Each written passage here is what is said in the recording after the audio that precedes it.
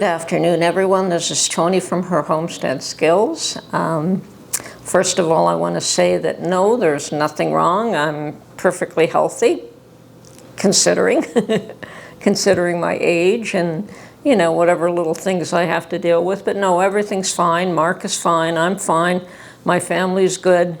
There have been no issues. Perhaps I have not done that many videos in the last little while, and the reason is because there's nothing that I felt was video worthy recently, which there's not too much going on. I think Mark and I are both in waiting for the time to pass till we can go back down south mode.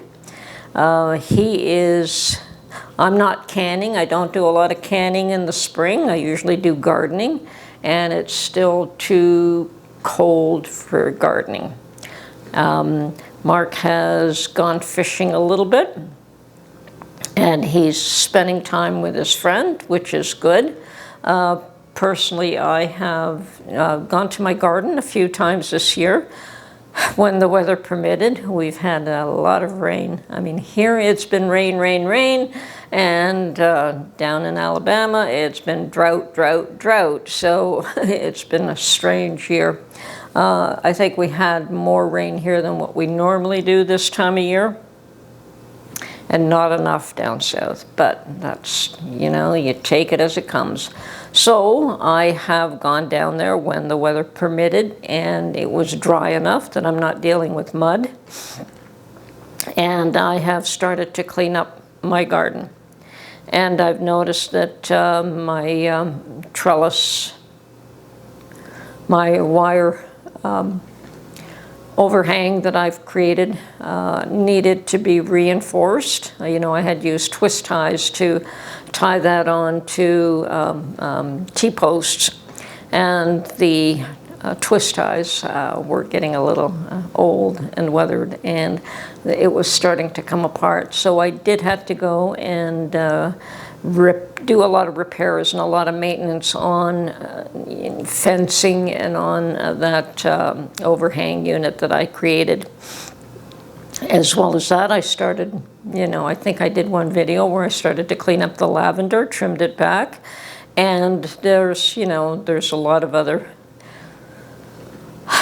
dead material that I have to remove. And I was saying to Mark, I have only a little plot left that isn't covered in ground cover cloth, but and that has to be dug up by hand. And I was telling Mark that, you know, I brought my rototiller down south, and the ground is too stony and too hard to use it there. I may attempt to do so still, but I could have used it here.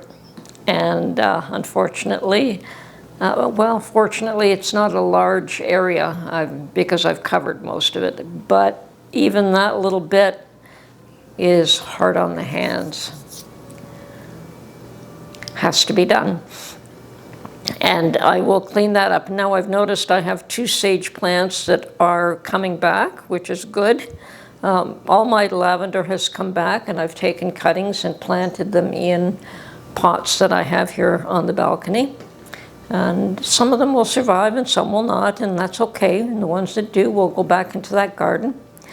And what else have I done? Oh yes, I started a lot of seedlings. So I have I'm germinating tomatoes, pickles, peppers, oregano, what else? A few other things. So I'm in the process of germinating those, and they probably should have been started a couple of weeks ago, but that's okay. We'll do what we can with them and get them in the ground as soon as they're, you know, the ground needs a lot of work anyway. So that's what I have been up to, you know, not too much video worthy, you know, but we're doing what we can here. And of course, with Mark and I still on our mind, and how soon can we get back? There's so much we have to do there. And that's, I guess, the issue that we're both dealing with, is that we don't have an awful lot to do here. But down there is more work than we're capable of doing in a hurry. So yeah, it would be nice to be able to get at that and get some of it done, get some more of it done. But, you know, it's so we're just waiting for the time to pass, and of course doing some of the chores that need to be done here. And one of the other things that I did was I went to one of the shops. I mean, here I know where all the shops are. I know where I can get everything I want. I don't have to order anything online, and I'm beginning to recognize why people use Amazon as much as what they do. When you're in a remote location, even driving to Home Depot for an item is such a big chore, where here it's like 5 minutes away. Just about anything I want is 5–10 minutes away. It's not that big a deal. But anyway, I went to one of my local stores where I know they have a huge selection of spices.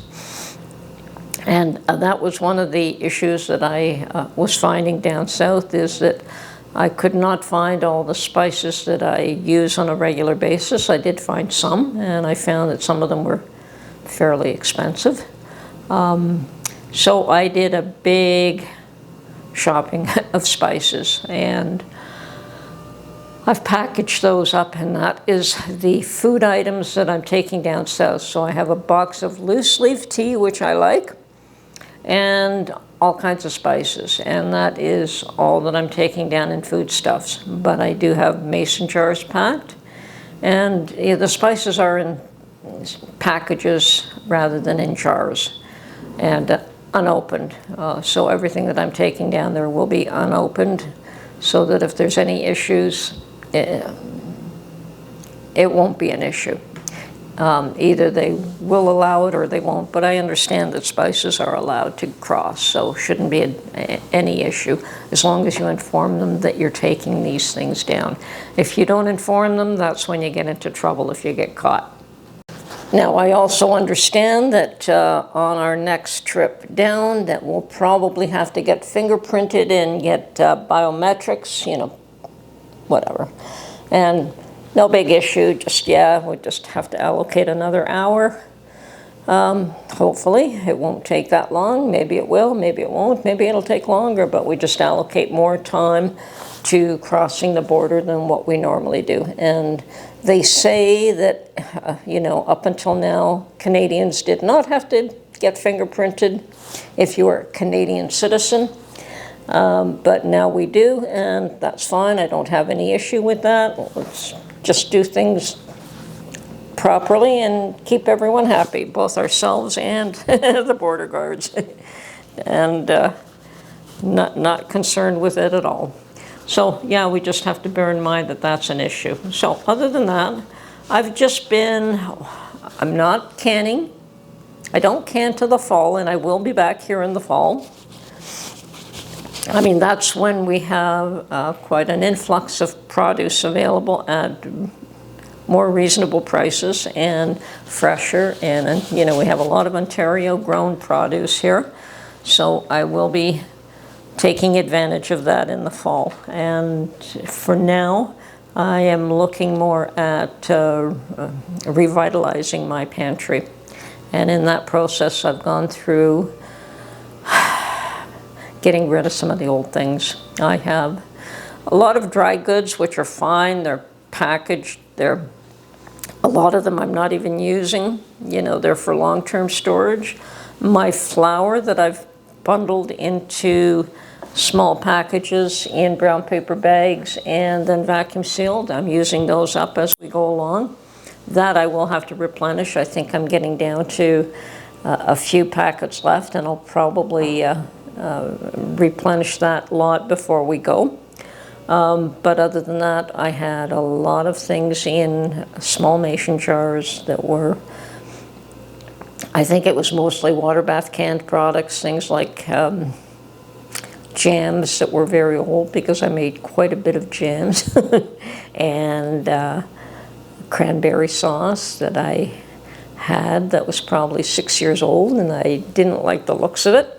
I think I mentioned that the last time Mark pulled out a jar of cranberry sauce, he ate some, but I didn't. I didn't like the looks of it, never mind the taste. I mean, it probably tasted good, but I didn't like it. And in some ways, I can be a fussy eater. Anyway, based on that, I decided it was time to clean out my pantry and get rid of things that were 5 and 6 years old and make room for new things this fall, which I will be doing. Things like chicken stock, I can can all year round, and I do. Not an issue. We go through that. I mean, Mark would, you know, if there's a surplus, he'll drink it. Otherwise, we use it in cooking. Whenever we're making a roast, we'll use it to make gravy. If I'm making a soup, we'll use that in soup. There's just so many uses for chicken stock, so not an issue. We'll use that up.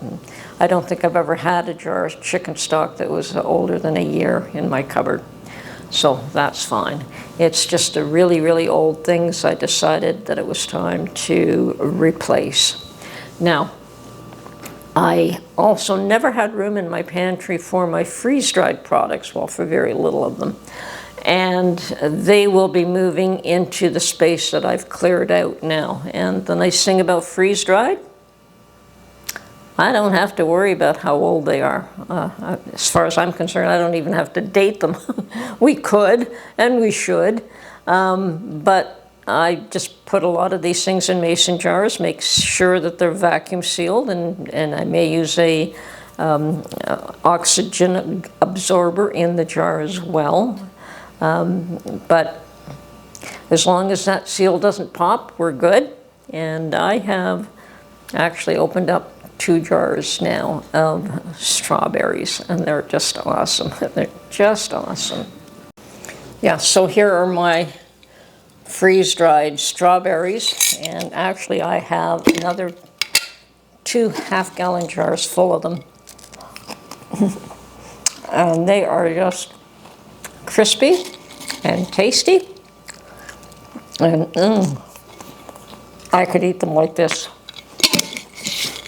I put them on cereal, so I really have to be careful with this because I can eat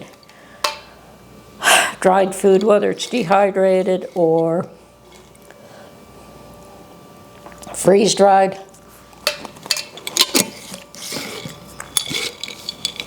Even store-bought dried figs and dates, I could eat them all day long. So I have to be careful with that kind of stuff. Oh, and apples, every time I make apple chips, I can't stop eating them. So, but anyway, the nice thing about the freeze-dried produce is that I don't have to worry about how long I keep them for. And there's absolutely no waste as long as they're sealed and the seal doesn't break. So I think that I will be focusing a little bit more on making more freeze-dried products. And if you're interested in a freeze dryer, I think that they have a special on now, but I'll provide a link in case you're interested in one. Now, down south I have this awesome fig tree that produced a ton of figs last year. And I'm hoping, I don't know if it'll produce again this year, you just don't know. I haven't had much history with it, just the one season. But I may attempt to do sun-dried figs. I may. And with that, I know that you have to get something to protect the figs from the critters. So I might have to build some sort of a screen box of some sort where the figs could sit there and dry. So I've done my research, and apparently it takes around 10 days.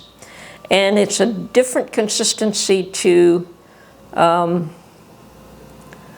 the ones that I dehydrated. Now, the ones that I dehydrated last year, they were hard and chewy. But perhaps I made a mistake. But I still ate them all. They were still delicious. It's just they were quite tough. But I understand that if you sun-dry them for a certain amount of time and then you blanch them in seawater. Well, we don't have seawater, but we have sea salt and water that we can imitate seawater, and just blanch them in that for a minute or so, and that's supposed to help open them up, make them a little more tender. I don't know. We'll have to test it. So that is going to be one of the experiments. If I do have a flush of figs, I will be doing quite a number of experiments on how to preserve them because it's such a shame to let that go to waste. And as well as that, I am propagating fig trees from the branches. Now I do have 2, 3 in big pots that are doing quite well. And I had a whole bunch of stick cuttings that I planted in the ground. Have no idea if they survived because of the drought. So we'll just have to see when we get there if any of those survived. If not, we'll start all over again. That's not a problem. So do what we can. Anyway, that has been what I've been up to. It's actually rather boring. So I've been cleaning out my pantry. I've been still prepping for things to take down south. And it's important for me to get my garden cleaned up this spring and get it planted before we head back down south. So that's it. It's been rather quiet. Nothing major going on. Just getting everything sorted out and counting down the days till we can go back down south. Yeah, we do keep an eye on the property. Apparently there has been quite the rainstorm last night. There were flood warnings down there last night, and our only big concern, of course, is that we have a tree that's too close to the house. And I think Mark went up onto the roof last year and he cut down a branch that was hanging too low. And that was literally, it wasn't until the leaves came out on the tree in the spring, and then, of course, the leaves just weighed it down and it was quite low. We probably need to have somebody come by and lop off some of the branches that are just too close to the house. But there's so many other jobs to be done internally that is not a priority, and hopefully it doesn't become one. Yeah. There's still priorities that have to be looked at, and it's one thing at a time. So we'll see what we can get done this trip. It should be interesting, and hopefully we don't get too tired. Anyway, this is Tony from Her Homestead Skills. Hopefully we should have some more exciting videos in the next little while, but it is what it is. It's pretty quiet right now. Anyway, hope everyone's doing well. Talk to you real soon. Bye for now.